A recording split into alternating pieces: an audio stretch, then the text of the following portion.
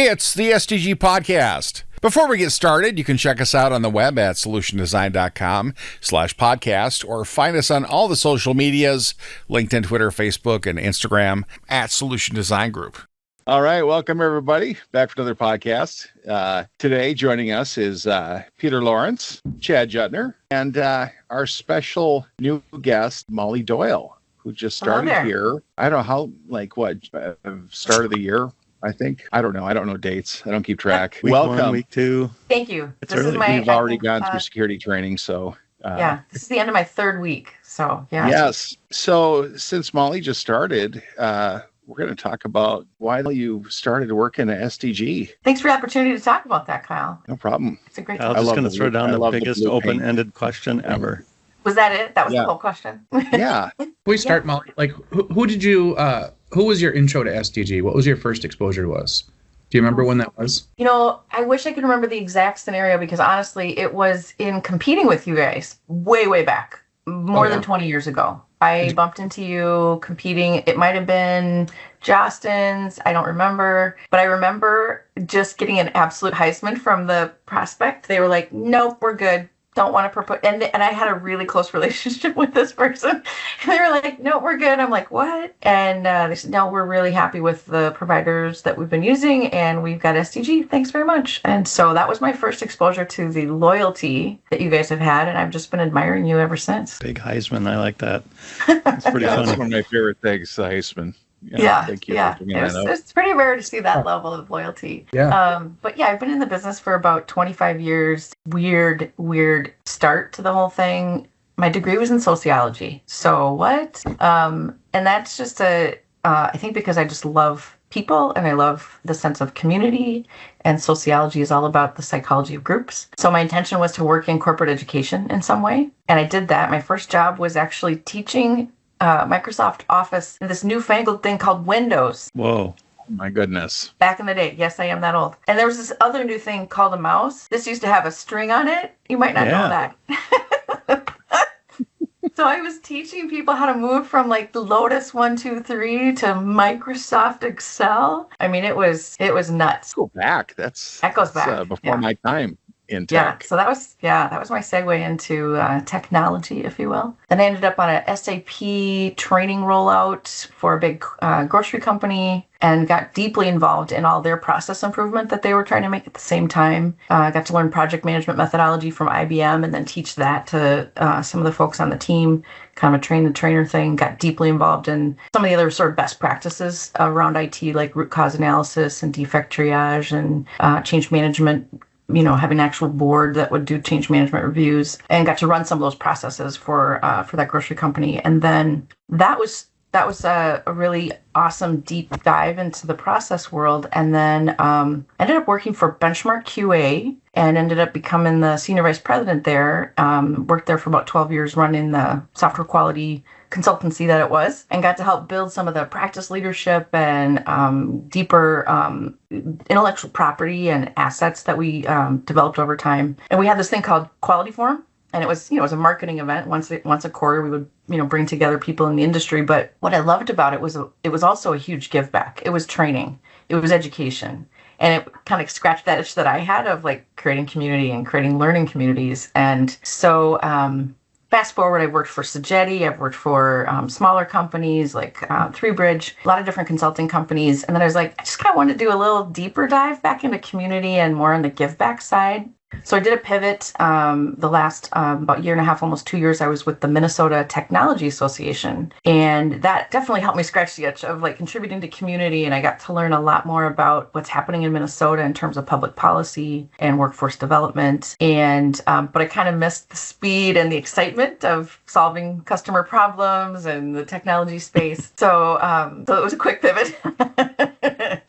And I didn't want to necessarily go back into IT consulting because I really loved that sense of building community. And so I had this short list of companies that I wanted to work for. And SDG was literally on the top of that short list because I have always admired how much you guys do for the community and how much you give back between your sponsorship of Open Source North and your huge community give back things that you do, all your give back programs, and then, you know, things like the podcast that you've invested in that are helping educate people for no benefit of your guys. You know, it's just because you do it because you love it, because you love to give back and you love to educate. And so, you know, got to know Doug deeply because I was at Mintech and I was trying to get SDG to become a sponsor of Mintech, and Doug made me work really hard. So multiple coffee meetings and multiple conversations, and through that really got to admire SDG even more.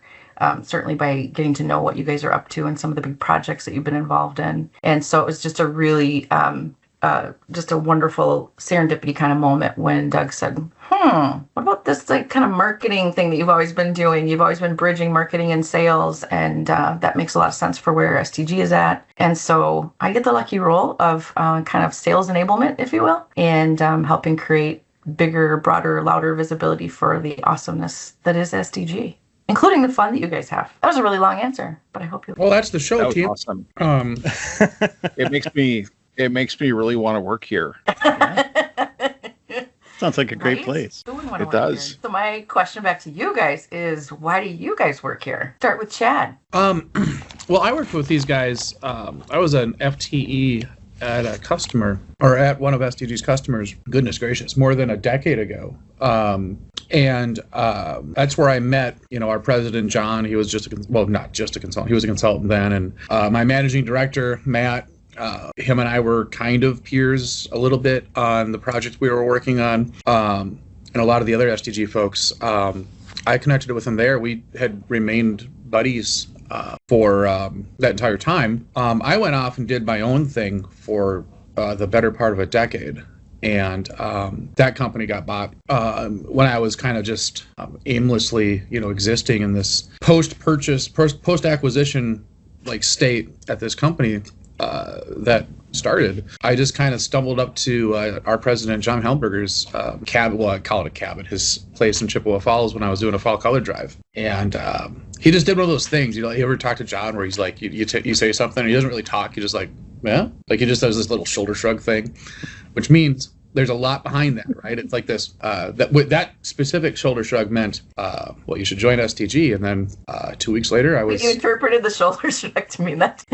Well, it's like, it's you can just tell. You just. Yeah, I'm here. So it was the correct interpretation. You were. Yeah, I had worked with these guys more than a decade ago. The timing was just perfect for me to join as a full-time employee. And yeah, it's been pretty wild.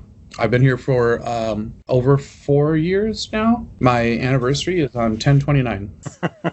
That seems like it is. Was that Only that was the date Chad. picked out of? No, that's How? What's the date I can remember? 10/29. I'll start then. That sounds great. If you've got a brand, you've got to commit. Also happens to be the name of a particular bar, doesn't it?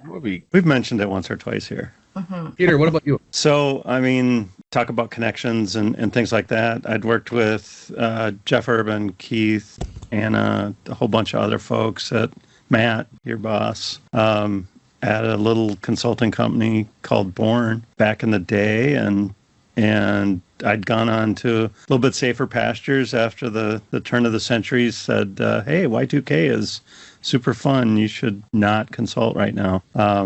So got a little bit more stable, and then started to get the itch and said, you know, I'd really like to do consulting. And they brought me on board.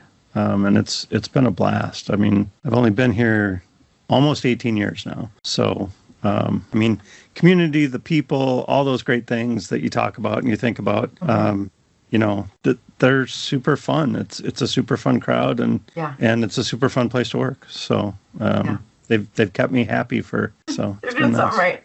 Yeah, That's Kyle, awesome. you and I met at a Fuddruckers a while ago. I miss Fuddruckers. That's a throwback.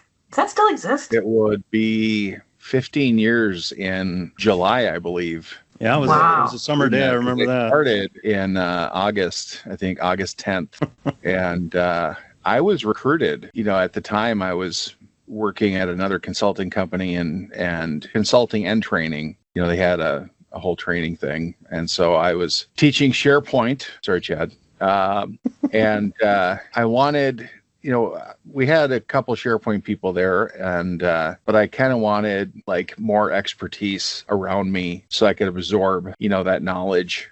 And it was, learning about SDG, it was like I really wanted to work here. And all the stuff that they do to foster the employee experience. Mm-hmm. The old place, we had one event, and it was a happy hour with, I think it was a plate of chicken wings for like 12 people. And so after we fought over the chicken, we just left. But just the community SDG builds internally extraordinary compared to any company I've ever worked for. Yeah. And to me, that's a big differentiator. We have so much going on. There's so much passion. Yeah. Chad has an incredibly busy schedule, but also once in a while we have meetings where he tells us new stuff going on because he's been reading at 2 a.m. Peter has been podcasting and working full time but we started internally like 7 or 8 years ago. It's been a long time. Yeah. 2018? No, 2016 is, I think. I don't know. Amazing. We'll have to look it up. Yeah, I could go on and on. And the people, we look for people that we really want to work with, and then we get to work with them. So that's awesome. It is awesome. Yeah. And I kind of honestly didn't fully believe this. Everybody says that they have a great internal experience and they have all this support for their consultants. And sometimes it's true. Sometimes it depends on which group you happen to get into within the organization. But I am completely amazed at the level of investment the company makes in terms of creating that customer experience, or the internal community experience rather. And just this last week, we got to have a work from SDG day where consultants came into the office and there was food everywhere and games were played. And it's awesome. It's totally awesome. Yeah, it's quite remarkable.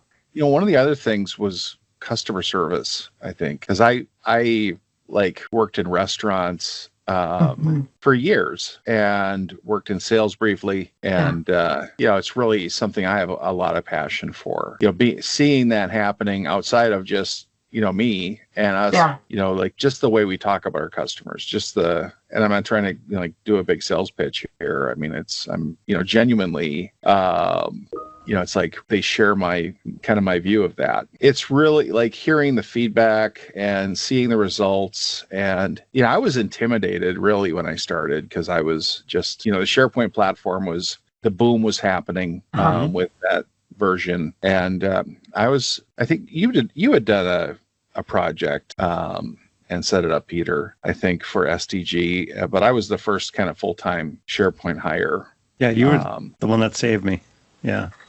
Coming from my career at SDG has been like taking work off Peter's plate. And, in return, so glad, I'm sure of it. I've received, it's kind of been a mentorship. Soon he'll be .NET developer, and then we're going to start taking Chad's work and do Java. Be super fun. Plug AI into my head, and that's all I need. Right. But you're pointing to this other value that I just didn't, to be honest, I didn't quite trust that I would see. I've absolutely seen it. So it's on your website and it says something about, core value of being humble. And I was like, oh, that's interesting. That's kind of odd actually for a consulting company to say that they're humble. And frankly, from my marketing lens, I was like, do you really want to say that?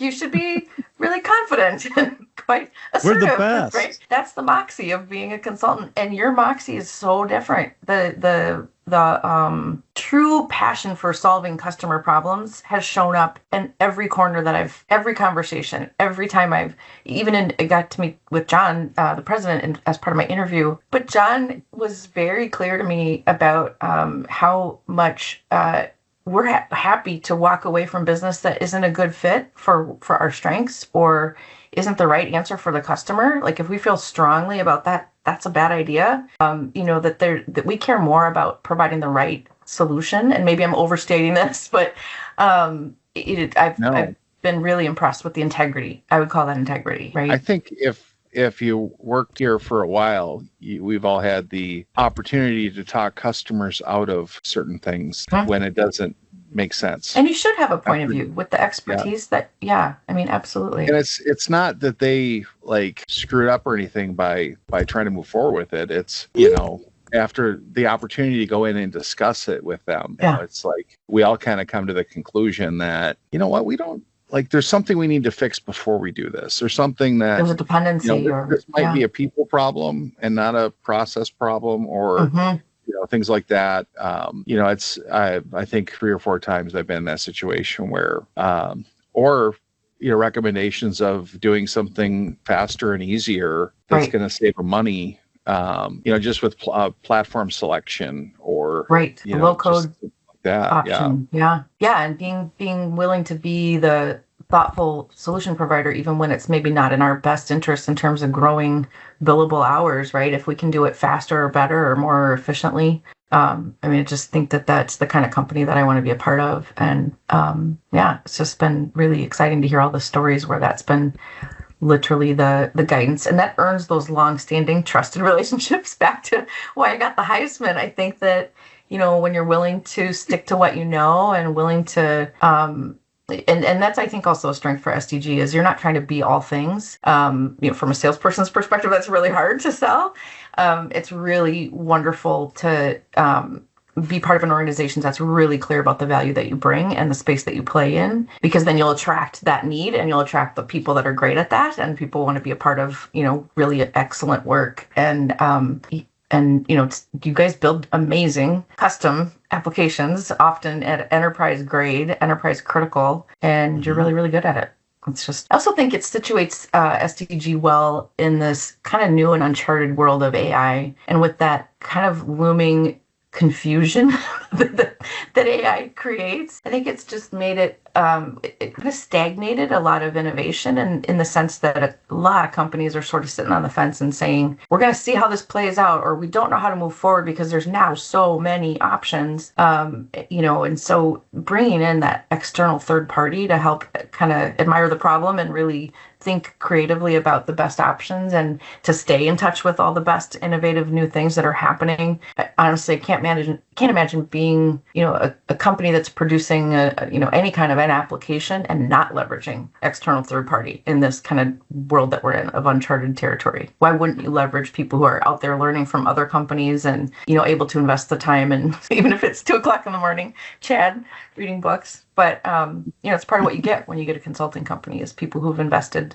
in their own growth and being on the tip of the edge of what's happening in the space. Yeah, and I think that's kind of one of the cool things about SDG, right? Like, as consultants, you're not just pigeonholed into this one silo, right? Like, AI is a great example, right? Like, technically, Peter's in this Microsoft practice. I'm in our Java practice. AI kind of cross-cuts those. We have a data practice. We have all these other things. I mean, if you want to do something else, and you invest the time to, level up your skill set and get there, it feels wonderful to be supported in, that journey, right? So, not that, I've done .NET projects in the past. I mean, not that I'm necessarily going to jump over and become a Microsoft developer. I wouldn't necessarily be opposed. It's not an ecosystem that I live in, but do like the willingness with which, we get support from other consultants, especially.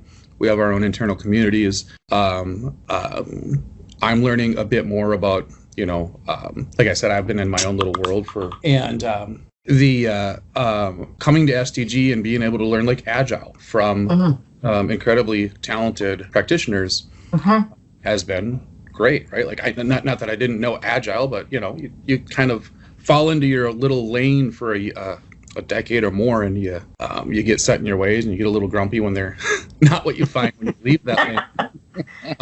But I'll just say again, like, the support we get from everybody at SDG to expand your skill set, learn new things.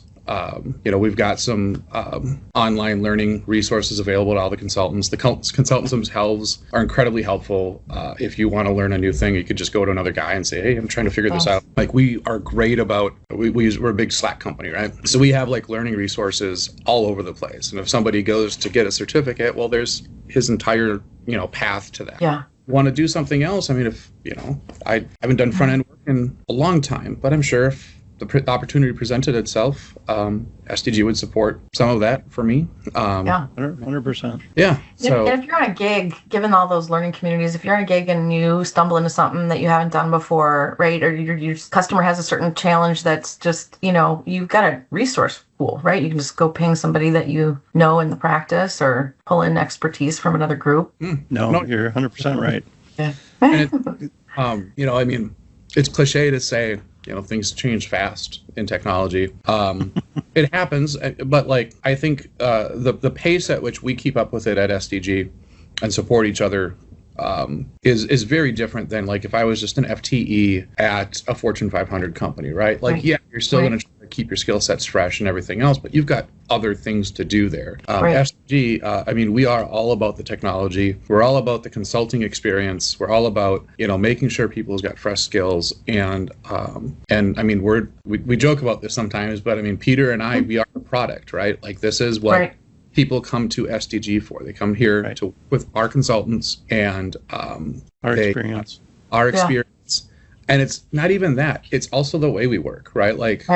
We're not just technologists. We bring, I think a lot of us bring a very different experience to our customers. I know with mine, I travel once in a while, and when I do, they're excited. They get the road show, and it's a lot of fun. It's not just SDG as a company; it's an SDG as an SDG experience that we're providing people. Yeah.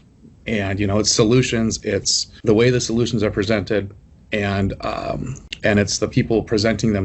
Dare I say fun, Chad? Because that's a little bit of the juju that I get from just the little bit that I've gotten to know you. I think you bring a lot of fun to your work, and I think that's just one of the things I'm admiring about the environment that's created at SDG is I'm seeing people get to be truly authentically themselves. That sounds like word moo that everybody says. Literally, I'm seeing people are themselves. People feel free to complete. There's a foodie community, and there's people are following their passions in their own personal lives and be able to share it at work in a way that's just it's not a distraction. It's actually nurturing the sense of people being connected and belonging, and it's pretty fantastic. And it's there's an openness. The way we communicate, we like to have fun. Yeah. When you ask for help on Slack, it's a literal race for people to help you. They're competing for the opportunity to provide you with the answers you're looking for. That might just be you, Kyle, because you want more of those awards, don't you? There's a lot of internal awards. Really fantastic. Well, the other part of it too is I have worked for some of our local Fortune 500 companies as an FTE, and what you said about allowing people to be authentic. There are way fewer restrictor plates here, like a NASCAR term, right? There's fewer restrictor plates here between you and your, fellow consultants. You can actually be open and not worry. People joke about, it's an HR moment. Well, they're all technically HR moments if one person gets offended, but we don't. It's not as tense. It's not as you don't just feel like this weird presence hovering over you all the time that you're gonna I'm gonna whatever, and somebody's gonna, and then I'm gonna have to go to my HR rep and blah blah blah. No, I actually voluntarily sit in our director of HR's office and hang out. It's a blast. She is one of the nicest women I know, and I enjoy her company a lot. And every once in a while, we do have a work thing to talk about, but it's probably something really silly. And you guys do really cool work. Oh my gosh, I've been blown away by the projects. So I've read the case studies, and there's so much more I need to continue to learn, but I would love to hear more stories, because I just am so excited about what I'm learning. What is a favorite project that you've done?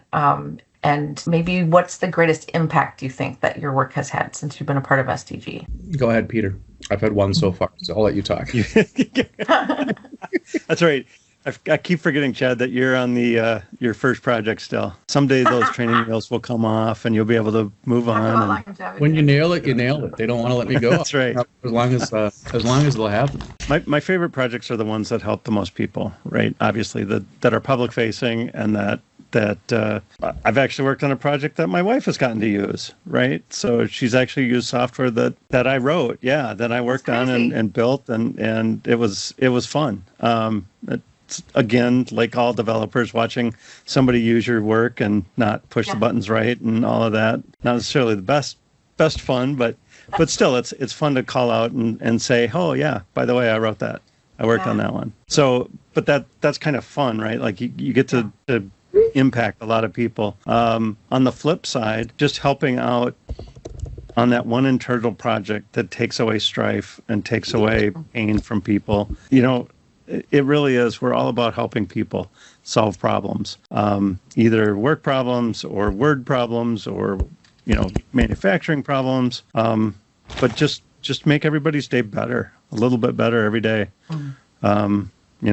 That's what we do. Kyle, you've helped a few people. Just a couple. Oh my goodness. One or two. Well, there's projects that were my most enjoyable. There's projects where they were the most challenging that I managed to actually get through and deliver on, despite the pain and suffering of whatever the challenges were. I did a migration a few years back, many years back now.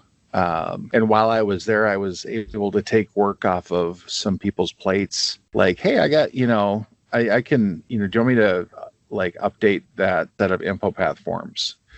And it's it's their JavaScript developer gets SharePoint, or got to do SharePoint because he was like the closest, or he wasn't in the meeting that day and he was volunteered. I've done, tech support while I'm doing, it's like helping in other ways. Some of the feedback, some of the projects where it's like they helped not just, deliver this solution, but help change the way we look at it, help change the culture of that team. I try to set a good example. I hope, then you hear about the, 10 years after you build something, you hear that it's still being used. They've been able to extend it, the team that, not super technical, and it's survived 4 migrations. That's a huge success. That's an incredible measure of success. One of the first projects I worked on, and wow. Yeah, stuff like that. Hearing from people because you don't always get that feedback after you build something. It's like right when you deliver it, you walk out the door and hope that you get a lot of use out of it and they love it. Because in IT, we've all done projects that didn't get adopted. I think maybe just me. We've seen projects that didn't get adopted after they were done. It's like, oh man, and I always feel some pain and suffering. Like I wish it had gone better after, I wish I'd used it. And, Kyle, there's a lot of factors involved in that. I was in your office day 3 on, my new job because you're the key master of all of our internal systems. And I've never been in an environment with a better SharePoint experience. It is actually highly usable. I mean, it's just... I'm going to cry. It is so awesome. It makes such a difference. And it's never been I've never had that experience in any environment. And I had a lot of help. I had, doing the information architecture and stuff, just being able to tap into that expertise. Yeah. It's like, I wish I had this much sooner. I've done all that before, but, I'm kind of more of a generalist than a specialist in any one thing. And somebody that just does that for a living and has done it for years, it's like that wealth of experience. Right. It blew me away. And it was like, I look back at my projects and I'm like, oh, I wish I could have done, I would have, if I could go back, I would do this and that. Call them up. Hey, I know it's been 10 years, but I got some ideas. So Chad, you've had one project and you've enjoyed it for a little while. You help some people and have some fun. Yeah. It's been, it's been neat. It's been long. I've enjoyed the project. I've enjoyed, just how different the problem that we're solving is than anything I've ever seen before in my life. I never thought, I'd know, this much about an industry, that's been around since the dawn of civilization. And it's crazy. And that's kind of what the consulting gig is all about, though, right? Like theoretically, you bounce around and you see different problems, you experience different ways to solve the problem. You grow your skill set, you transfer your skill set to different tech stacks. Like, that's kind of what this job is supposed to be. And that's one of the big reasons that I'm here, is because I spent a lot of time kind of stagnant. And so yeah, I like the project I'm on. It is incredibly massive. There may be an end in sight for me. I'm getting excited about that. And I just I have no idea what's next. I mean, we're lucky, Molly, right? Because Minneapolis, we've got 10, 15, 20 of the Fortune 500 companies in town here. Like our saturation for that size company is bigger than what our state should support. And the competition for talent in those places, that's why we get, that's probably why we're so successful, is that we have so many large companies. We're local. We do a great job of attracting and keeping talented consultants. That's why they come here. As a person that might have hired SDG in the past, what are the other things that make us better than, I don't want to throw another consulting company out, but why would you us? What is it about us that I didn't even know how local you guys are. I didn't know. I thought that was just part of like a tagline or something, but that like 90, 95, 98% of your resources are in Minnesota. Mm-hmm. And you're actually the largest consulting company in Minnesota in terms of bodies in Minnesota. I've worked for really large consulting companies and my location was in Minnesota, but the number of people that we had in Minnesota did not exceed yours. You have more people. And you have won the Star Tribune Best Places to Work. You've won the USA Today Best Places to Work, which is a national, even though you're local, you won that on a national scale. That's incredible. And that it only happens when people love this company as much as they do, which we've already completely invested in talking about, but the level of trust that you guys have built within the industry, within really important, frankly, buyer relationships, right? You have people that take you from company to company because they want you on their team because they trust you. And with the level of disruption and uncertainty, those are the people that you turn to, right? You don't necessarily think that SDG is going to have all the answers, but you trust Peter and you trust Chad, right? And so I think that's also going to position us in a really unique way, just as a people that they trust, and that's gonna bode well for the market. You should get that on a t-shirt. Trust Peter, trust Chad. Exactly. Exactly. Oh yeah. Being omitted in that group of trust is obvious and trustworthy, devious, sneaky. Only because you're internal right now. That could change I'm though, internal right? now. You could be external. And we do trust you, Kyle. I'm no longer on the field. I'm on the sidelines. We trust you so much that you have access to the keys on the inside. That's how much we trust you. But the other challenge, frankly, in Minnesota right now, as you mentioned, we've got this incredible wealth of large companies. As a matter of fact, I think the statistic I heard just last night was 35 companies at over $1 billion in revenue in Minnesota. So we are well positioned in that we have a very large enterprise grade ecosystem, and we have incredible qualifications within that space. And so our customer stories are going to play really well to that size of the market. It's huge. We work so hard kind of fostering connections, finding new connections. One thing I would hear, it was from customers over the years on different projects was, I didn't know you did that. They would bring something up. I'm like, we have quite a good story there. Group of open source developers and .NET developer. We have some pretty good people that do, project delivery. If you're looking for, oh my gosh, someone like that, and it's like, kind of getting that word out more, and you do a lot to bring people to you, but meeting them halfway. I cyber stalked you on LinkedIn, and it looks like you're quite the networker, quite the connection maker. I'm on a couple boards, and I do some things. Yeah. Speaking of which, last night was Beta. I don't know if you know Beta. Beta MN is a nonprofit, and they are dedicated to helping startups in the tech space become founded and successful. And I joined that community not quite a year ago because I wanted to help build the bridge between the big companies and the startups, and just kind of creating an opportunity to bring value to the founders through the kind of the wealth of resources of the larger companies in the state. And wow, they're just doing such incredible work. It's so inspiring to just be among that community and see what they're doing. And I'm also on the board of Applied AI, and they have a conference twice a year to bring together, again, just learning communities, people that are all just trying to grow and, expose themselves to what's happening in the AI space. And I feel like those are maybe two domains of the ecosystem in Minnesota that are really growing.